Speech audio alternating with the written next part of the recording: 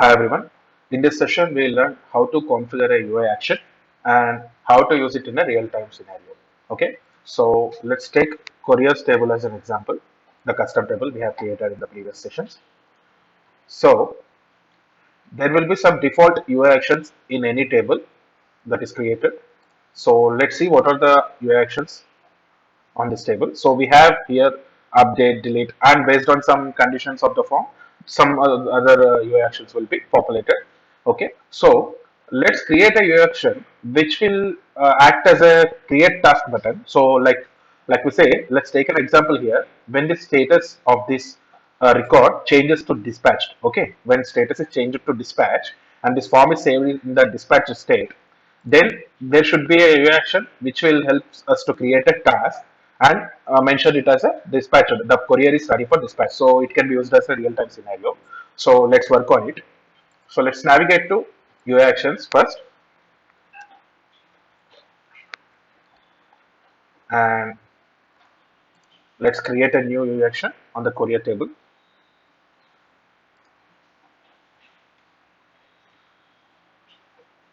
So here you have to give the name and the action name as well. So which will show on the form create dispatch task. Okay, so you can give the same action name here. So it will show on the form as create dispatch task, create dispatch task. Then table you have to select the courier table. We are creating it on the courier table. It should show in the courier table, and when we click it, it should create a task under the courier task table. Okay. So for that purpose, we are creating it on the courier table, and here you can find some options which will be look as here you can see form button, form context menu, form link. So under the form buttons are these. Okay, update, delete, these are form buttons, and you can see there is a form context menu. So it will show in here, can see save, insert. So this is form context menu, and form link which will be shown under related links. So you can find some related links here, so in that way it will show. So we are creating a form button here which will show near update or delete. Okay, before that. So, and after mentioning that, here we have to mention the conditions, on which conditions, when these conditions will be met, then only that button will be shown. So our requirement is when status is changed to dispatch, then only it should display. So we will write as current dot and the status field. So we have to copy the status field backend name and as well as the value of that. So let's just configure, open it, and here you can take the column name. So current dot status is equals to, and the value of the dispatcher state. So it is dispatched. Copy it and mention it here. And here you can start scripting. So what you are doing is you are creating a new task under dispatcher state. Okay. So for that you have to navigate to courier task table first. So we have to write. Let's take a variable is equals to new glide record of, here you have to take the courier task table, as we are opening a record in it, new record in it. Then you have to write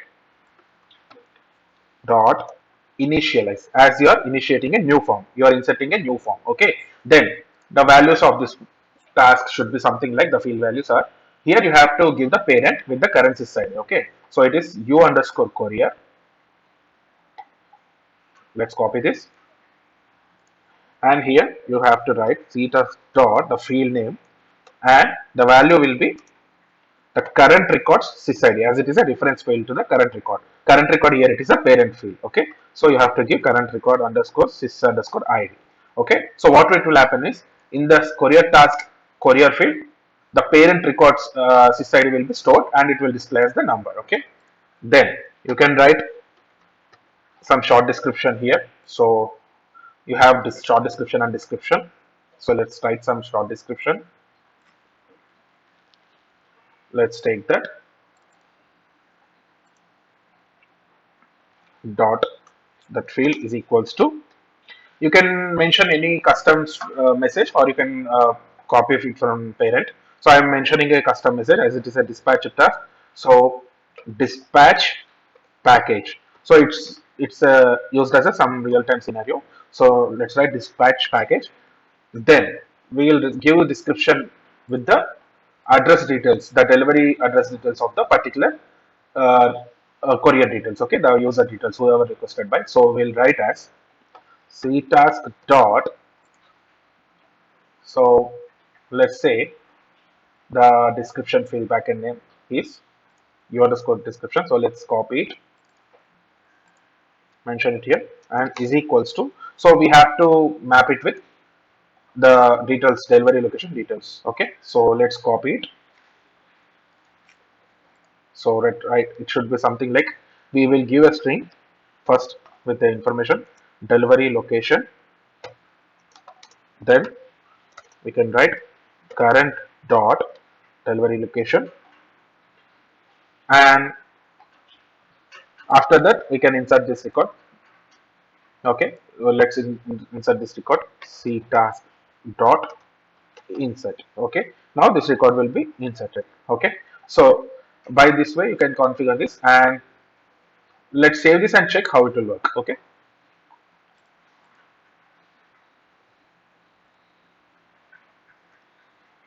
let's go to courier form. Let's take a new form, and it should be, the new action should be only visible when it is in progress, in dispatch state. Okay, so let's give some details here. Let's give it as a user here, and state is, let's have as in progress state, so that some more fields will be auto populate. So we'll give delivery date here and the agent name here. Then as we have given the information in the UI action itself, so let's give it as test here. So let's save this form first. So we can't see that button now. Why? Because the status is in progress state. Once it is marked to dispatch state and saved, then only you can see the new UI action we have created. See, here you can see create dispatch task. Okay, now when you click this, automatically a dispatch task will be created in that particular record. See, here you can see the record created is, the new record created is this one.